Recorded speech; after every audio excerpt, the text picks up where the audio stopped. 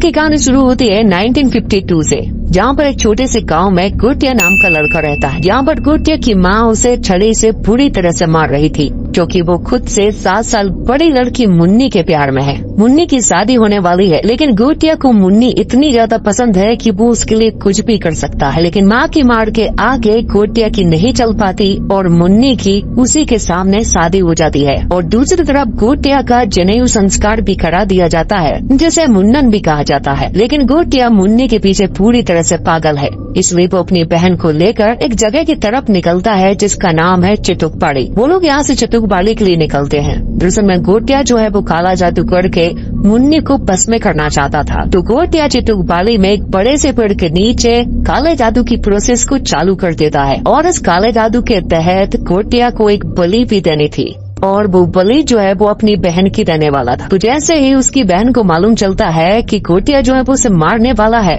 तो वो यहाँ पर जान बचाकर भागने की कोशिश करती है। और तभी हड़बड़ाहट में गोटिया को एक ठोकर लग जाती है, जिस वजह से वो नीचे गिर जाता है, और यहीं पर सिर पर चोट लगने की वजह से उसकी मौत हो जाती है। तो अगर किसी लड़के की मौत जनेऊ संस्कार के 10 दिन के अंदर हो जाए, तो किसी पेड़ के नीचे उसकी अस्थियों को गाड़ दिया जाता है और उसकी आत्मा को पेड़ से बांध दिया जाता है। नहीं तो लड़के की आत्मा ब्रह्म राक्षस बन जाती है, जिसे मुंजा कहते हैं। ये ब्रह्म राक्षस उस परिवार के आगे के वंश के लोगों को दिखाई भी देता है। तो यहाँ पर चिटुकबाड़ी में एक बहुत बड़े पेड़ के नीचे गोटिया की आत्मा को बांध दिया जाता है, और अब यहाँ पर किसी का भी आना जाना पूरी तरह से बंद करवा दिया जाता है। जिसके बाद कहानी जो है वो 2024 में आती है, जहाँ पर कि पुणे में रहने वाले बिट्टू को आप देखते हैं। सीधा साधा भोला भाला बिट्टू अपनी पंजाबी माँ पम्मी के साथ उनकी पार्लर में ही काम करता है। बिट्टू और उसकी माँ के साथ उसकी अज्जी यानी दादी भी रहती है। दादी और माँ ने दुलार से बिट्टू को बड़ा किया है, और बिट्टू का सपना है कि वो यूएस जाकर कॉस्मेटोलॉजी की पढ़ाई करे,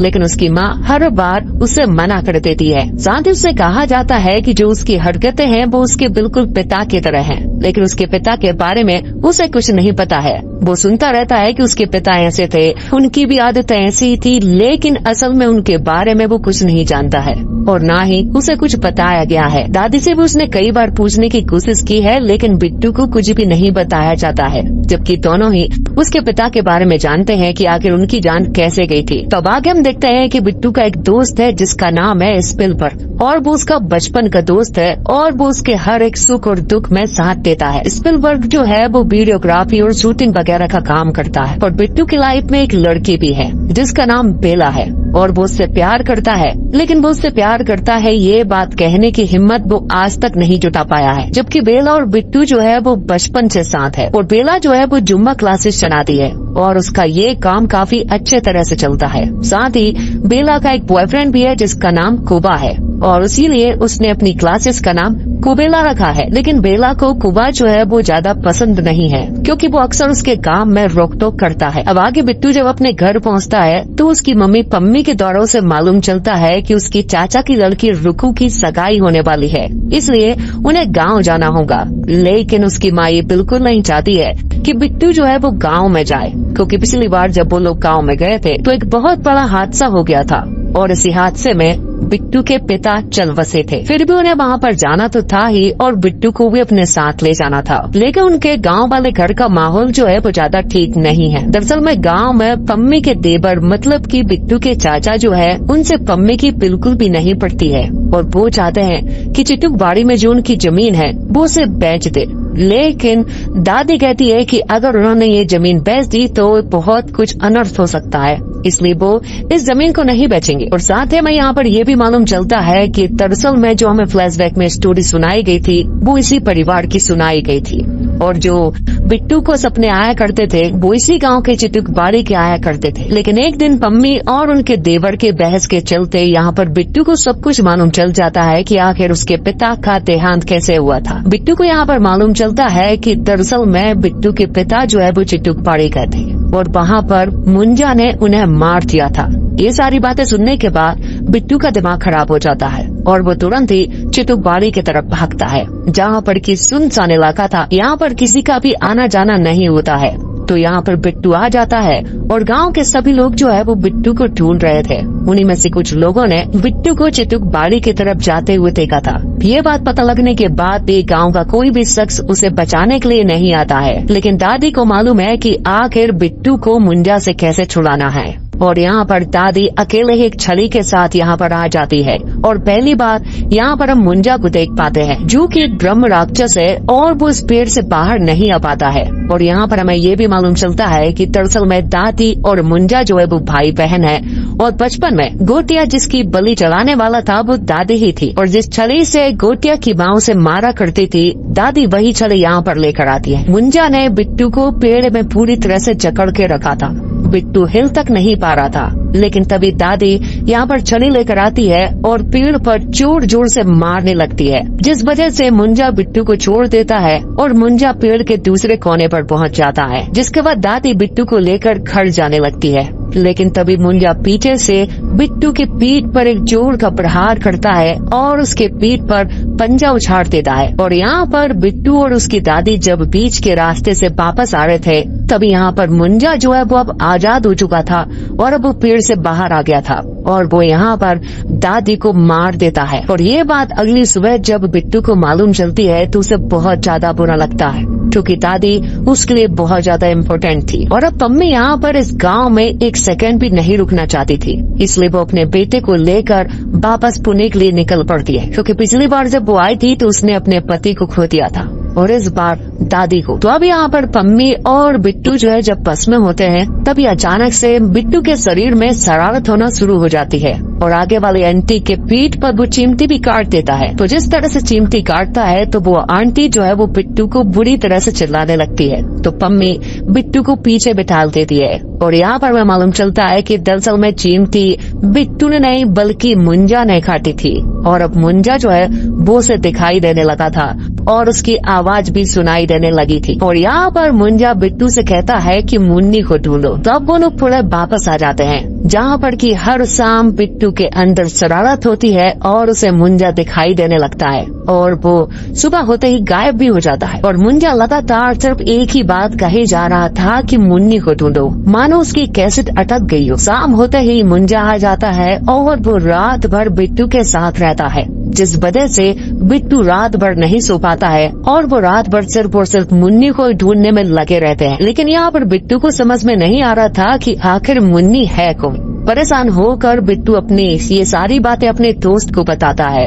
दोस्त पे ये सारी बातों पर विश्वास नहीं होता है, लेकिन जब उसे मुंजा की आवाजें सुनाई देती है तब जाकर उसे उसकी बातों पर विश्वास होता है। तो मुन्नी कौन है इस बात का पता तो गांव से ही लग सकता था, इसलिए वो लोग रुकू का सहारा लेते हैं। तो रुकू बताती है कि मुन्नी के घर वाले जितने भी यहाँ पर रहते थे अब वो गांव में नहीं रहते हैं, लेकिन बचपन की कुछ फोटो से उनके द्वारा पता लगाया जा सकता है। तो रुकू फोटो सेंड कर देती है और यहाँ पर बिट्टू जो है उन फोटोज को देखता है और यहाँ पर उन्हें मुन्नी के सरनेम के बारे में मालूम चलता है और दरअसल में यही सरनेम बेला का भी है, इसलिए उन्हें पूरा डाउट हो रहा था कि शायद ये पूरी फैमिली बेला की है। इसलिए वो तुरंत ही बेला के घर पर जाते हैं। बेला जब यहाँ पर बिट्टू को देखती है तो वो तुरंत ही बिट्टू को गले लगा लेती है। उसने दादी के बारे में सुना और वो ऐसे बुरे वक्त में उसके साथ नहीं थी, इसलिए वो उसे हक कर लेती है और ये सब कुछ मुंजा भी देख रहा था। तो बेला की जो दादी है वही मुन्नी है और मुंजा को मुन्नी से शादी करनी थी, लेकिन अब मुंजा को बेला पसंद आ गई है और अब यहाँ पर मुंजा को बेला से शादी करनी है और अब उसके मुंह पर सिर्फ और सिर्फ बेला नाम रहता है। और ये सुनकर अब बिट्टू पूरी तरह से हैरान रह जाता है, लेकिन बिट्टू ये होने नहीं दे सकता है, क्योंकि मुंजा जिससे भी शादी करेगा उसकी बलि देनी होगी, तब जाके मुंजा को मोक्ष प्राप्त होगा। और एक और बड़ी बात, बिट्टू जो है वो बेला से प्यार करता है तो वो ये बिल्कुल भी नहीं होने दे सकता। जिसके बाद बिट्टू और उसका दोस्त मॉडर्न तांत्रिक प्रभाकर के पास जाते हैं। प्रभाकर फ्रॉडगिरी कर पैसे कमाता है, लेकिन उसे मुंजा के बारे में सब कुछ मालूम है। उसने आज तक 4 मुंजा से लोगों को छुटकारा दिलवाया है और अब वो मुंजा के बारे में उन्हें सब कुछ बताने लगता है कि किसी भी लड़के का मुंडन होने के 10 दिन पहले अगर कोई लड़का मारा जाता है और उनकी कोई अधूरी इच्छा हो तो वो मुंजा बन जाते हैं। अक्सर ऐसे मुंजा जो है वो ज्यादातर आशिक के रूप में पाए जाते हैं और यहाँ पर भी प्रभाकर के पास ये केस जो है वो आशिकी का ही है। बिट्टू यहाँ पर प्रभाकर को बता देता है कि मुंजा जो है वो बेला से शादी करना चाहता है। तो प्रभाकर मुंजा को मारने का तरीका बताता है। वो बताता है कि जब मुंजा की बेला से शादी होगी तो उसे जीवित रूप में आना पड़ेगा। तो मुंजा की आत्मा को पहले बकरे में डालना होगा, जिसके बाद बेला और बकरे की शादी होगी। लेकिन आत्मा डालने से पहले बकरे के ऊपर एक खास तरह का निशान बनाना होगा और वो निशान जो है वो खून से बनेगा और वो खून जो है वो मुंजा के घर वालों का होना चाहिए, मतलब कि बिट्टू के घर वालों का। तो जब मुंजा की आत्मा बकरे में डलेगी और बेला और बकरे की शादी होने वाली होगी तो बकरे को मार देना तो मुंजा भी अपने आप मारा जाएगा। लेकिन इन सब के लिए उन्हें बेला को मनाना होगा गाँव जाने के लिए। तो वो यहाँ पर बेला को एक ऑफर देते हैं कि जुम्बा के प्रमोशन के लिए वो एक वीडियो शूट करना चाहते हैं, लेकिन वो वीडियो जो है वो गांव में शूट होगी। तो यहाँ पर बेला जो है वो मान जाती है और अपने क्रू के साथ गांव के लिए निकल जाती है, जहाँ पर कि सभी लोग मौजूद थे। और यहाँ पर हम प्रभाकर को भी देख पाते हैं जो कि उन्हीं के साथ गांव जा रहा था, क्योंकि उसी को आगे सब कुछ संभालना था। और इन सब के साथ पम्मी भी आई हुई थी। जिसके बाद जुम्बा के प्रमोशन के लिए वीडियो शूट होने लगता है, जहाँ पर कि बिट्टू जो है वो बेला को बहुत पसंद करता है और वो अपनी जब दिल की बात बताने वाला था कि तभी यहाँ पर कुआ आ जाता है और वो बेला को अपने साथ ले जाने लगता है। लेकिन तभी यहाँ पर मुंजा आ जाता है और वो यहाँ पर कुआ को घसीटते हुए जंगल के रास्तों से दूर ले जाता है, क्योंकि बेला के नजदीक मुंजा किसी को भी नहीं आने देगा। इसलिए मुंजा ने कुआ के साथ ऐसा किया। यहाँ पर मालूम चलता है कि कुआ के साथ जो हुआ है उस वजह से उसकी दोनों गुलाब जामुन टूट गई। तो किसी तरह से बेला को उस पेड़ के पास ले जाना था चिटुक पहाड़ी में, इसलिए वो नारियल पानी की जगह पर उसके अंदर शराब मिला देते हैं और एक बकरे का इंतजाम भी कर लेते हैं। जिसके बाद नारियल पानी के अंदर शराब मिलाने के बाद उसे पिलाई जाती है और उसे धीरे धीरे चढ़ना शुरू हो जाता है। जिसके बाद वो चिट्टुक बाड़ी में उसी पेड़ के नीचे बेला को ले जाते हैं, जहाँ पर कि बेला अब पूरी तरह से टल्ली हो चुकी थी और अब तो वो कुछ भी कर सकती है। तो जिस तरह से प्रभाकर ने उन्हें बताया था वो उसी प्रोसेस को फॉलो करने लगते हैं और मुंजा की आत्मा जो है वो बकरे में चली जाती है। तो मुंजा की आत्मा बकरे में जाने के बाद वो बकरे को मारने की काफी कोशिश करते हैं, लेकिन वो पूरी तरह से असमर्थ रहते हैं, जिस वजह से आत्मा स्विच हो जाती है और बकरे में जो मुंजा की आत्मा थी वो बेला में चली जाती है और बेला की आत्मा जो है वो सीधे बकरे में चली जाती है। और जब मुंजा की आत्मा बेला में जाती है तो बेला इन सभी को धो धो कर मारना शुरू कर देती है।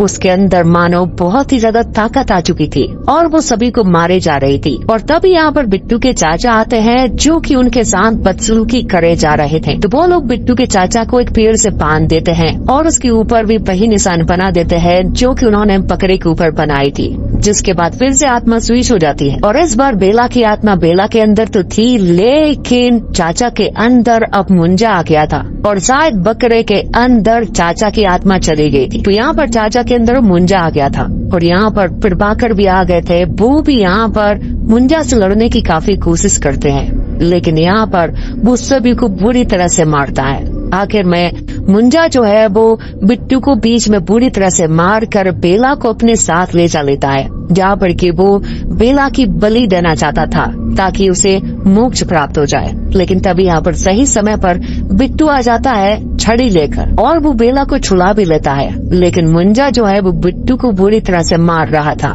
लेकिन आखिर में बिट्टू जो है वो उसी पेड़ के ऊपर वही निशान बना देता है, जिस वजह से मुंजा की आत्मा चाचा से निकलकर उसी पेड़ के अंदर चली जाती है। पेड़ के अंदर आत्मा जाने के बावजूद मुंजा उनके ऊपर अटैक कर रहा था और डालियों के द्वारा वो उन्हें मार रहा था। यहाँ पर बिट्टू जो है वो काफी देर तक लड़ाई करने की कोशिश तो करता है, लेकिन मुंजा बिट्टू की बहुत पिटाई करता है। आखिर में बेला जो है वो उस पेड़ के ऊपर बहुत सारा केरोसिन डाल देती है और यहाँ पर बिट्टू जो है वो उस पेड़ के ऊपर आग लगा देता है, जिस वजह से वो पूरा का पूरा पेड़ जो है वो जल जाता है और इस तरह से बिट्टू ने बेला की जान बचाई थी। आखिर में बिट्टू बेला को प्रपोज कर देता है, लेकिन यहाँ पर बेला जो है वो उसे फ्रेंड ऑन करके ब्राजील चली जाती है। लेकिन यहाँ पर बिट्टू जो है वो खुश था अपनी पूरी फैमिली के साथ, और बेला के साथ में भी वो हमेशा टच में रहता है। और फिल्म के आखिर में हम स्त्री और भेड़िया के कैरेक्टर जना को देख पाते हैं, जो कि जंगल में जाता है, जहाँ पर की नग्न अवस्था में उसे मिलता है भेड़िया, उसका मतलब की बरुंदा। तब जना उसे मुन्नी छाप एक कच्छा देता है और वो उसे पहन लेता है